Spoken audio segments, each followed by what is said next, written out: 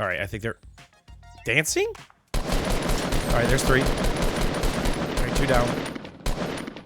Potato, potato. Oh my God, there might be 5. Oh, ammo's a problem right now. Dude, that guy's got to be ripped. So that's 3 or 4 down. Oh, jeez. Oh, blue. Oh, it's another one knocked him out of ammo. Oh, no. Oh, no. Every one of those is going to get revived, and there's nobody by me to save me. Rip the dream. Rip the flank. Oh, he did knock out 4.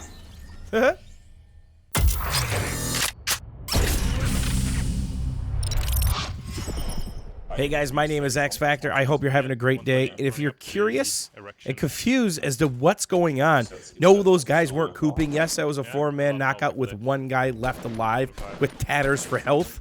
This was the new 50v50 game mode, which is showcased at the Video Game Awards show live and unlocked in Fortnite in the Battle Royale mode at the same time. Yes, the same Battle Royale mode that is free to play on PC, PS4, and of course Xbox. So when you queue up the game, there was a 4 or so gig patch on the PC a day or so ago. This was already preloaded in, and it's absolutely mental.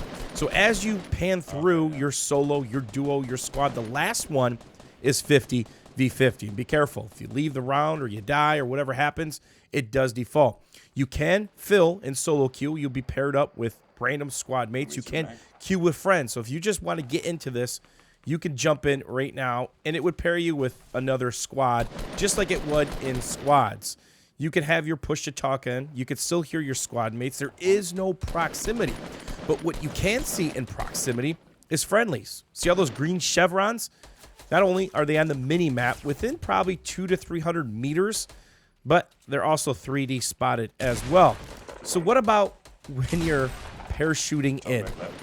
Nope, you don't see those chevrons. So let's say you've got a hot little dusty depot drop and there's 8 or 9 guys and your squad's there. You don't know if they're friendly until they hit the ground. So it kind of leaves the mystery there.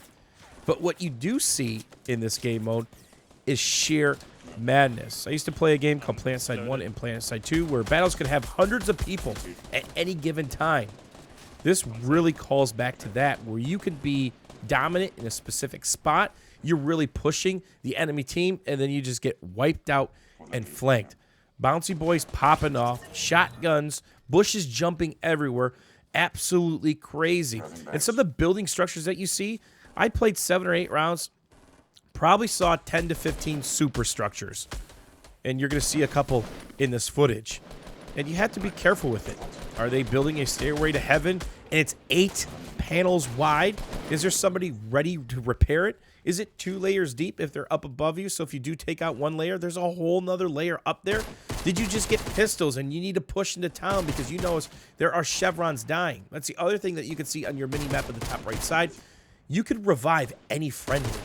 And if they're down, you see it as a little plus sign, a green plus sign.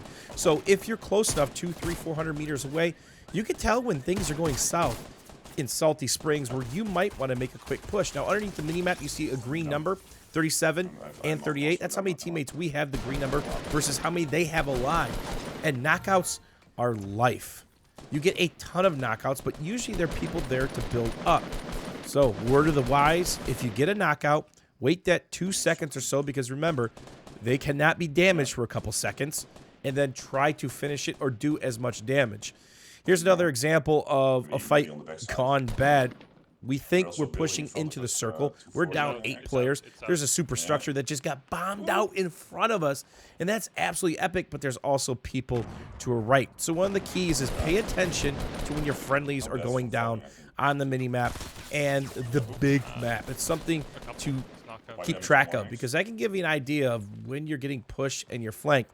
Used to building one simple brick wall or one wood wall because fire's coming at you from a specific direction. Well, you might want to start building multiple layers because you get focused a ton.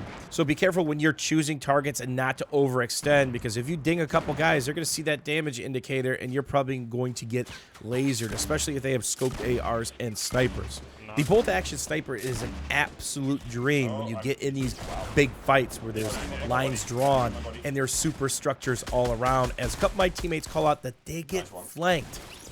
Look how much damage they have to do before they finish off. So you have to be careful to protect your own build up so they don't get finished off. The other cool thing about building is you can build on any teammate structure.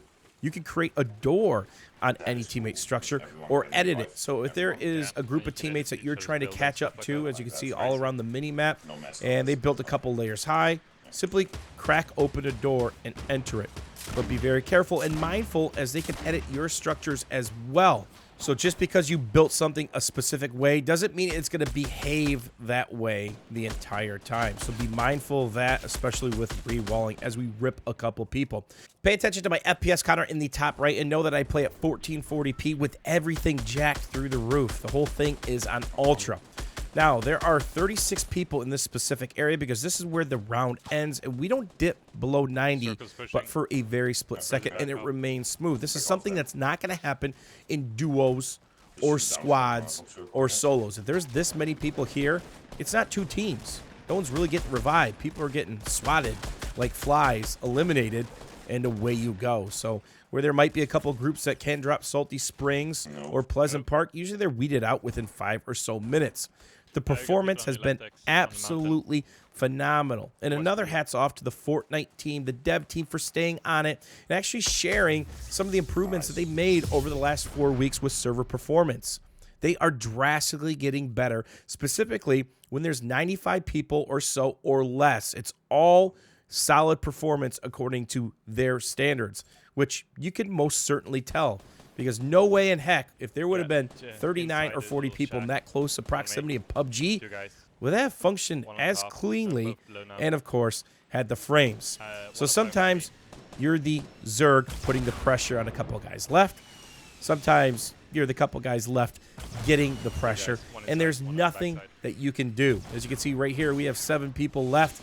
It's about to be a lot less than that because we're going to clean out this little barn here, and then we're absolutely going to get pushed. The speed of the game can be much faster because people tend to group up and they just swarm. So as you think you're situated, you think you're clearing a fight, you might have time for bandage. There might be 2 or 3 people coming at you of different verticality and just punishing you. So there's a couple times where we wiped out 4, 5, 6, 7, 8 guys, and then a whole ton of people come down, raining death from above. Explodes are absolutely mental in this game mode, again, because you could see your friendlies on the mini-map, and, of course, if they're in close proximity, and people tend to clump up. Saw quite a few people get doubled and tripled from a explode or 2. So when you're used to building a simple structure to cover maybe a revive or heal, it usually invites the explode, especially if the walls are still going up. So be extremely mindful of that. Have your head on a swivel because the pace of the game, again, is much faster. One thing this game mode does need is some sort of indicator when you're low on ammo, because when people do get downed or dropped, people just go hawk the ammo. And multiple times I was asked to share ammo. I had hundreds of AR rounds, doling it out. And be careful when you drop it. Anybody can take it. And of course, if people are low on health, it'd be nice if there's some sort of indicator that they could use a couple bandages or a heal. That would really be complimentary to this game mode because, again, there is no proximity chat. You do have your VoIP. You can mute people. And here you see that verticality. I didn't even notice it until it was too late, and we are just getting pressured. So what do you guys think of the 50v50? I think it's absolutely phenomenal. The only issue with this game mode is if it doesn't stick around as a permanent game mode as the smokes come in. As always, guys, thanks for watching. Thanks for hanging out. Let me know what you guys think down below, and we'll see you guys soon.